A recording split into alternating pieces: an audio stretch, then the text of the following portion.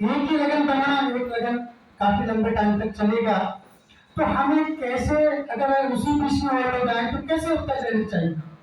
तो जितनी किताबें आप लोगों ने पढ़ी या मैंने पढ़ी है, उसमें यह है कि पहले प्रश्न का उत्तर लगन से दीजिए, दूसरे का चंद्रमा से देना है, तीसरे का सूर्य से, फिर बृहस्पति बुध और शुक्र का। इस टाइप की किताबों में लिखा हुआ है। मैं इसको थोड़ा सा हट के मानता हूँ। मैं आदरणीय रावत जी का, प्रसाद और ब्राह्मण जी का ध्यान चाहूंगा कि जब हम लगन की बात करते हैं, लगन मीन्स शरीर, वो व्यक्ति जो हमारे सामने उपस्थित है। तो जब हमने एक लगन बनाया, उसने कोई हमसे प्रश्न किया, तो मैं कहता हूँ कि उसके प्रश्न, उस लगन से उसके प्रश्नों के उत्तर उसी में नहीं थे। वो बच्चों से जब मैं प्रश्न करता तो हम पंचम भाव से देंगे, नौकरी से दसम भाव से देंगे, या कोई भी प्रश्न करता है तो उसके भाव से उसके उत्तर दें। जब दूसरा व्यक्ति आएगा तो उसको चंद लगन से उसका उत्तर दे, तो उसका लगन चेंज कर दो आप। मेरा ऐसा मानना है, क्योंकि लगन चेंज हो रहा है यहाँ पे। यदि उसी लगन में तीसरा व्यक्ति आ गया तो सूर्य लगन को लगन को बता दें और उसके भाव से उत्तर दिया। ऐसा मैंने कई किताबों में पढ़ा, पर मैं इतने सालों से अनुभव में हूँ, तो मैंने देखा कि वो कहीं या तो ट्रांसलेशन में, संस्कृत से हिंदी में ट्रांसलेशन में कोई गलती हुई है, ऐसा हो सकता है, मेरा मानना है। पर मैं इस बात को चैलेंजिंग से नहीं बोलूंगा, पर मेरा मानना है जब हम लगन की बात करते हैं, कुंडली बनती है तो कुंडली में लगन को कहते हैं, तो इसलिए चंद्र लगन, सूर्य लगन, फिर बृहस्पति का लगन, बुध का लगन, इनसे उत्तर देने चाहिए। तो मैं सोचता हूँ कि आपके उत्तर सही आएंगे, ऐसा मेरा मानना है। तो इसको थोड़ा हटाइएगा। किताबों में बहुत ज्यादा कहीं ना कहीं हो सकता है कि इस बात से त्रुटि है, या मैं गलत हो सकता हूँ, पर मैं इस पर अभ्यास कर रहा हूँ बहुत सालों से। जैसे भी वामी साहब ने बोला है, मैं प्रश्नों के कुछ प्रश्न ज्योतिष से जो बड़े बड़े उत्तर मुझे देने का मौका मिला, जो मेरे मैगजीन में भी छपे हैं, उनका मैंने विश्लेषण मैगजीन में दिया है। सबसे पहले कुंडली देहरादून में घटना होती, एक पुलिस इंस्पेक्टर अपने पोस्ट से अपनी ड्यूटी पे था, वो गायब हुआ। उसका एक विश्लेषण मैंने दूसरा समाचार को छपने के लिए दिया था कि 2008 की घटना है। आप प्रश्न से क्या उत्तर नहीं दे सकते, मैं बताऊं। मैंने बताया कि वो व्यक्ति जिंदा है, हरिद्वार में मिलेगा, कितनी तारीख को मिलेगा, ऐसा नहीं हुआ। एक बहुत बड़ी घटना चोरी की, वो भी देहरादून में हुई। चोरी अजीब चोरी थी कि पूरा घर चोरों ने खाली किया। तो हमने बताया कि आपका जो चोर है वो आपके घर से 7वें घर में बैठा हुआ है। तो हम कैसे बता सकते हैं इसी प्रश्न ज्योतिष कुंडली के अंदर सारी चीजें नियत है। 2016 के अंदर एक एयरफोर्स का हवाई जहाज जो चेन्नई से पोर्ट ब्लेयर के लिए उड़ा और वो क्रैश हुआ, समुद्र में समा गया, पेट्रोलियम का अधिकरण टोटल में फ्लैश हुआ। उसका प्रश्न जब मेरे पास आया तो हमने उसका विश्लेषण किया कि भाई उसके इंजन में आग लगी और वो समुद्र में गिरा। यदि प्रश्न ज्योतिष से क्या नहीं बता सकते, ये मैं आपको बताना चाहता हूँ। तो इन चीजों में कुछ सुझाव मैं आपको पहले देता हूँ, तो आपको ध्यान में रखिए, या नोट करना चाहे तो नोट करें। तो मैं कुछ उन्हीं के चीजों ऊपर मैं आपका विश्लेषण दूंगा।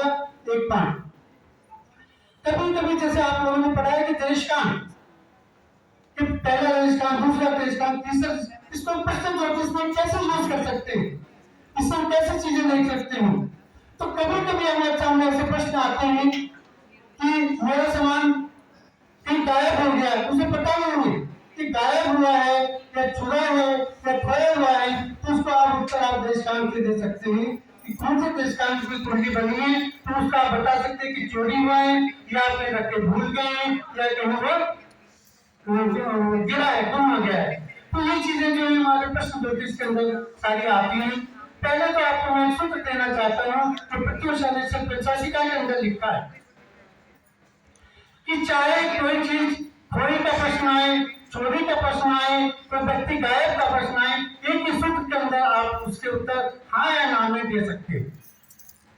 जैसे आपके पास प्रश्न आया कि कोई हमारा व्यक्ति घर से गायब है या घर से चला गया है, तो उसके बारे में आप बताइए क्या स्थिति है।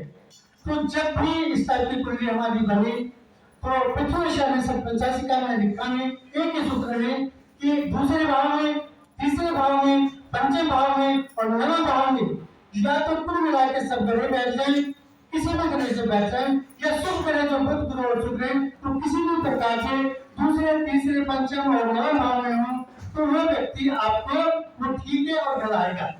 सीधा सा प्रश्न। दूसरा, तीसरा, पंचम और नवम भाव में बुध, बृहस्पति, शुक्र में से किसी भी प्रकार से इनमें कोई ग्रह का कोई कॉम्बिनेशन बने तो वो व्यक्ति वापस घर आएगा। अब प्रश्न है कि वो कब आएगा, कैसे आएगा, कहाँ है, इसका फिर अलग उत्तर हम अलग तरीके से देखते हैं। एक प्रश्न, इसमें आप चोरी का प्रश्न भी लगा सकते हैं, कोई व्यक्ति का भी लगा सकते हैं, कोई चीज का भी लगा सकते हैं। यदि इनमें से ग्रह बैठ गए तो वो चीज उसको मिलेगी। एक सूत्र में और देता हूं आपको, जो कभी कभी इस टाइप के प्रश्न जो कोरोना काल में सभी लोगों के सामने आए या अभी भी आते हैं हमारे सामने कि हमारा जो व्यक्ति है तो हॉस्पिटलाइज है, ऐसी स्थिति में तो उसके बारे में आप बताएं कि क्या स्थिति है, बीमारी ठीक होगी या नहीं होगी, या कोई मृत्यु तुल्य कष्ट तो नहीं है, या कोई ऐसी चीज हो तो नहीं सकती उसके साथ में।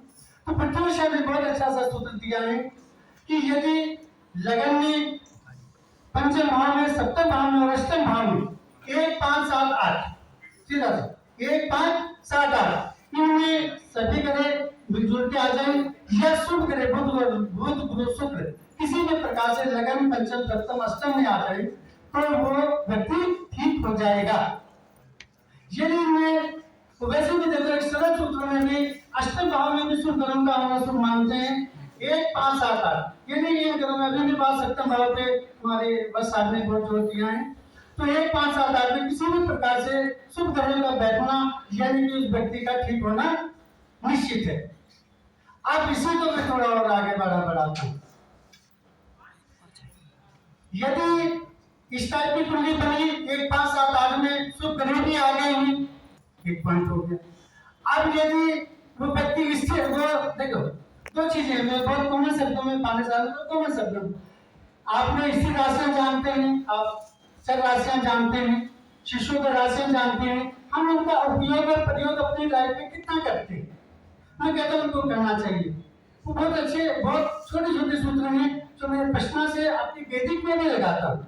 आप किसी भी व्यक्ति की जैसे अभी भानु साहब ने बोला बड़े बड़े व्यक्तियों को दुनिया देखी तो कहीं ना कहीं शिशुद्ध राशि में ग्रह होना, लगन भी शिशुद्ध राशि में हो और राशियों में जो ग्रह शिशुद्ध राशियों में बैठे तो व्यक्ति भी कहीं ऊंचाई नहीं होगा, ऐसा मेरा अनुभव है। और आप देखिएगा जो ठीक है।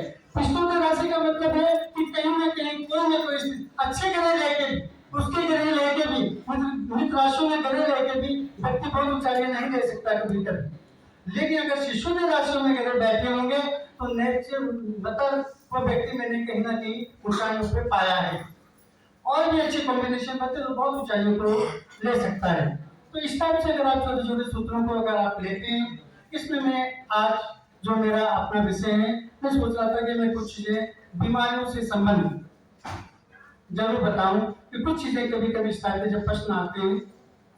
एक तो मैंने बताया कि 1, 5, 7, 8 से रख लीजिए, आपका मजा आएगा, काम करने में मजा आएगा, उत्तर देने में मजा आएगा, ज्योतिष का नाम होगा, आपका नाम होगा, मजा आएगा। तो 1, 5, 7, 8 यदि किसी भी प्रकार से बुध गुरु शुक्र या कुछ और कॉम्बिनेशन में बढ़िया बैठ जाए तो व्यक्ति निश्चित तौर पे ठीक होगा। एक पॉइंट। दूसरा सोच समझिए, इसी कुंडली के अंदर यदि लग्नेश का दशमेश के साथ संबंध बन जाए किसी भी प्रकार से, लग्नेश दशम भाव में आ जाए या दशमेश लगन में चल जाए, लग्नेश दशमेश की युति हो, लग्नेश दशमेश की युति बनती हो या इनका दोनों का दृष्टि संबंध बनता हो तो निश्चित वो व्यक्ति जल्दी ठीक हो जाएगा। इसी प्रकार से चौथे और सप्तम भाव का संबंध, अभी युतियों पे काफी बात चली है। चतुर्देश का किसी भी प्रकार से सप्तम भाव से सप्तमेश से संबंध बने, युति दृष्टि दोनों का युति बन जाए तो व्यक्ति निश्चित तौर पे ठीक होगा। अब एक बात और सुन लीजिए जो मैं अपने बड़े अनुभव से बात कर रहा हूं कि मैंने बोला कि 1, 5, 7, 8 ठीक है, शुभ ग्रह भी आ रहे हैं इसके अंदर, लेकिन यदि लग्नेश का अष्टमेश के साथ मृत्यु भाव, लग्नेश का अष्टमेश के साथ युति कहीं केंद्र में बन जाए तो ये कहीं ना कहीं मृत्यु तुल्य कष्ट पैदा करता है, ऐसा मेरा अनुभव। लग्नेश अष्टमेश केंद्र में युति में हो, दृष्टि में हो या अष्टमेश ही लगन में जाके बैठ जाए, अष्टमेश भी लगन में बैठ जाए और लगन पाप योग में हो, लगन पर पाप गुरु के दृष्टि हो तो ये मृत्यु तुझे कष्ट देता है, ऐसा मेरा अपना अनुभव है। ये हम फिर बारीकियों में जाना, बारीकियों में हमें जाना पड़ेगा। तो ये चीजें जब हम जाते हैं कि भाई हमें स्थिर राशियों को और चर राशियों को जरूर पकड़ के रखिए। अगर आपको किसी ने पूछा कि व्यक्ति की मृत्यु तुल्य तो मृत्यु तो नहीं आ सकती है, अगर चर लगन की जुड़ी बनी है, चर में ये यानी कि मृत्यु हो सकती है, ठीक। और ये जो मैंने एक अगला योग बताया है कि कहीं लग्नेश का अष्टमेश के साथ कोई संबंध बन रहा है, तो ये भी एक चीज आ गई, यानी कि कुंडली को 2-3 एंगल से उसको परफेक्शन में डालिए। अगर उसमें डालेंगे आप तो आपको मजा आएगा कि भाई आप अपनी बात को सटीकता से बोल सकते हैं, है ना। जब व्यक्ति बहुत तो ये समझे कि आईसीयू में रहने के बाद ठीक होकर बाहर आया है और आपने जो सभी बोला कि ठीक बाहर आया क्या, डॉक्टर का ठीक इलाज चल रहा है, तो निश्चित है कि ज्योतिष और ज्योतिष दोनों का नाम है। अब देखना है निर्देशकों के ऊपर जो सूत्र देना है उसे आप जरा दिमाग में रखें। उसमें भी मैं अपने विद्वान से एक चीज और थोड़ा सा यहाँ पे बोलना चाहूंगा, उसके ऊपर जरूर प्रकाश डालिएगा। देखिए यदि जैसे आप जानते हैं कि 0 से 10 पहला दृष्टिकोण है लगन में, अगर 0 से लगन हमारा 0 से 10 डिग्री का तो पहला दृष्टिकोण बना, और 10 से 20 में दूसरा दृष्टिकोण बना, और 20 से 30 में तीसरा दृष्टिकोण बना। मुझे दृष्टिकोण पे ज्यादा नहीं बोलना है, मैं सिर्फ डिग्री की बात अगर हम करें तो इसका डिग्री का क्या महत्व है। अभी मैंने शर्मा जी ने लगन पे जोर डाला है, तो लगन पे जोर, लगन पे ही जोर डाला गया है, तो लगन की डिग्री जरूर देखनी है। लगन बड़ा महत्वपूर्ण है, तो किस डिग्री में है, जिसे दृष्टांत पैदा करते हैं। दृष्टांत के अलग अलग मीनिंग की बच्चों को कैसे देखते हैं क्या है अलग बात है, पर मैं यहाँ प्रश्न के ऊपर बात करूंगा। और एक चीज मुझे लगन की जो डिग्री है दृष्टांत पे 22वां दृष्टांत, क्योंकि मैं यहाँ पे थोड़ा बीमारी और उसके ऊपर बात कर रहा हूँ कि 22वां दृष्टांत कौन कौन से दृष्टांत बनाते हैं, तो उसका कौन से दृष्टांत का 22वां दृष्टांत कौन से ढूंढना पड़ेगा। और सर कभी ऐसा अनुभव आया हो तो जरूर बताइएगा कि जब अपनी जैसे कि बोलते कि पहला दृष्टांत है तो उसका 22वां दृष्टांत आखिरी भाव में पड़ेगा, यानी कि अष्टमेश की महादशा में मृत्यु को देखकर मृत्यु भी हो सकती है। दूसरा दृष्टांत का जो है 12वां भाव बनेगा 22वां दृष्टांत, तो उसकी दशा महादशा में मृत्यु देखकर यह मृत्यु हो सकती है। लेकिन प्रश्न यहाँ ये है मेरा कहने का, जो तीसरा दृष्टांत है उसका जो दृष्टांत है वो चौथे भाव में पड़ता है, तो चौथे भाव की महादशा बनेगी, हम कहते हैं तो सटीका होता है, तो क्या मृत्यु आ सकती है। ऐसी कोई कुंडली आई हो या कोई हो तो जरूर थोड़ा इस मन से बताएंगे तो मेरा भी क्लियर हो जाएगा। ऐसी पर ये दृष्टांत होता है, तो कभी कभी इस टाइप के प्रश्न होते हैं जो हम अपने आप में एक दूसरे से ही जान सकते, जानकारी ले सकते।